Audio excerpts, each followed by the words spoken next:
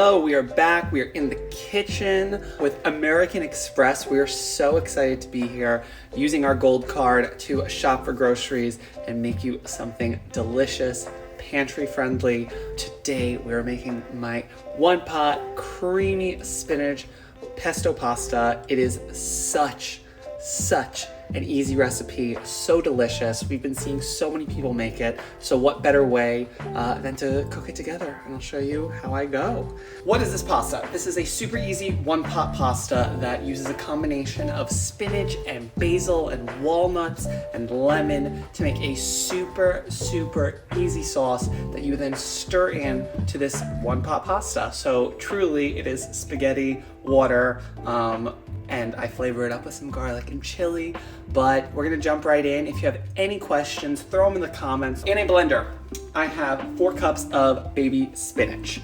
Totally customizable. If you had baby kale, great, use it. If you had, I don't know, some other combination of arugula or different kind of tender greens, perfect.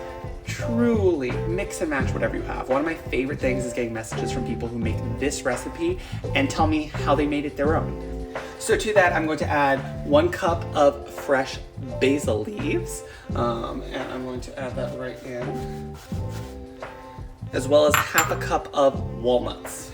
I'm going to kind of like push them away, like sneak these in.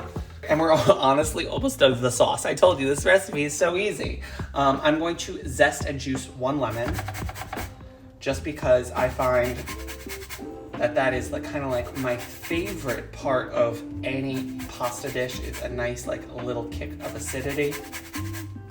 Of course, I need to get one of the squeezy juicers. Right now I have like an old school reamer and a fine mesh sieve, and we are just going to do that and make sure we don't get any seeds. Again, this will get blended up, so seeds won't kill you, but at the end of the day, they do add a little bit of bitterness. We're gonna add in some olive oil. 1/4 cup of olive oil. This is what's going to give that beautiful creamy consistency. You don't need to go absolutely wild with this, but I think the kind of idea of having anything less than 1/4 cup is just not gonna give you the luscious mouthfeel that you need in a pesto. I'm gonna add just a little bit of water to help blend. Salt and pepper later. The main reason is I do not want to risk the greens turning that army green color, which can happen with salt. So I'm actually gonna add in the salt later on. You can throw in a pinch now if you'd like, but it's just not important. Beautiful. I've got a gorgeous puree. So what we're gonna do is I got a big skillet with high sides. This is kind of key.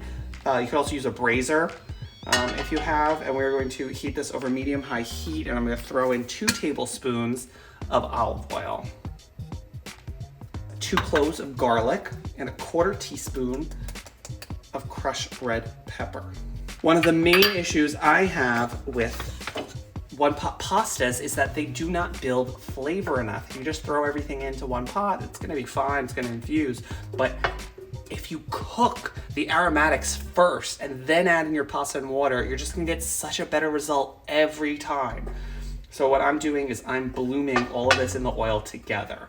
I'm not waiting for the oil to heat up because of the fact that I want all this garlic to just infuse in the oil and come up evenly as it begins to sizzle. And what that's going to do is it's going to cook much more evenly and risk the potential of the chili flakes burning. We're starting to get some beautiful golden color. I don't want this to be like completely golden because we don't want to risk it burning, and it's going to cook down more. So at this rate, I'm going to add in our water.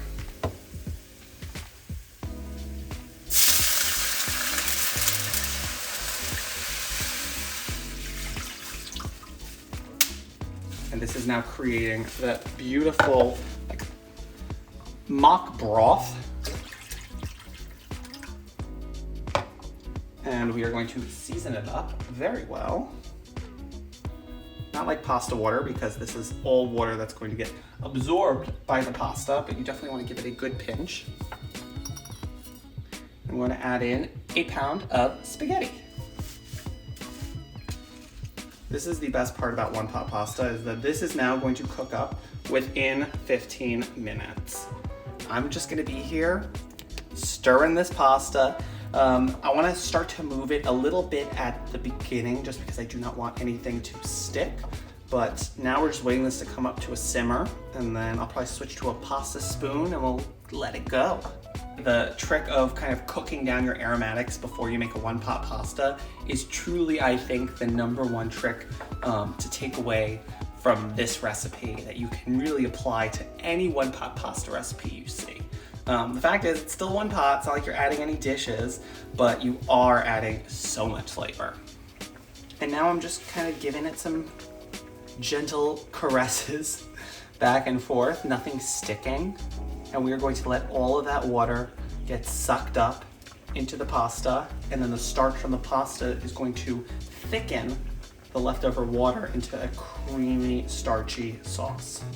I'm gonna reduce the heat a bit. I'm gonna pour in our pesto, and now we just stir it all together, get it nice and incorporated. A trick with one pot pastas, or pretty much any pasta that is like on the brothy side, is you wanna have it wetter than you think that it should be. And the reason being is that pasta truly is like a sponge. When you take it off the heat, it's gonna soak up all that liquid. So I'm gonna turn this off now, and it's a little saucy. It gets sucked up in literally like 90 seconds flat. So good. Honestly, one of my favorite recipes. It needs a good amount of salt, but other than that, we're pretty much done. So creamy, so delicious. All right, let's give it a try.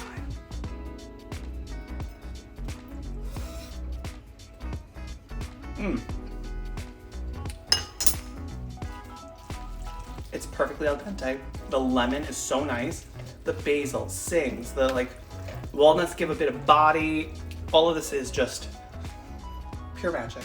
This is a one pot sensation. I hope you make it. A huge thank you to American Express. We're so glad we got to use our gold card to get all of the ingredients we need to make this amazing one pot spinach pesto pasta. If you want the full recipe, you can head to thefifi.com. Right on the homepage, you'll see it. You'll see my twirl staring right at you in the face. And I will see you next time. If you make it, tag us. Tag us in your stories, tag us in your posts. We'd love to see your versions of how you make this dish. Hope you have a great day, and we will see you very soon.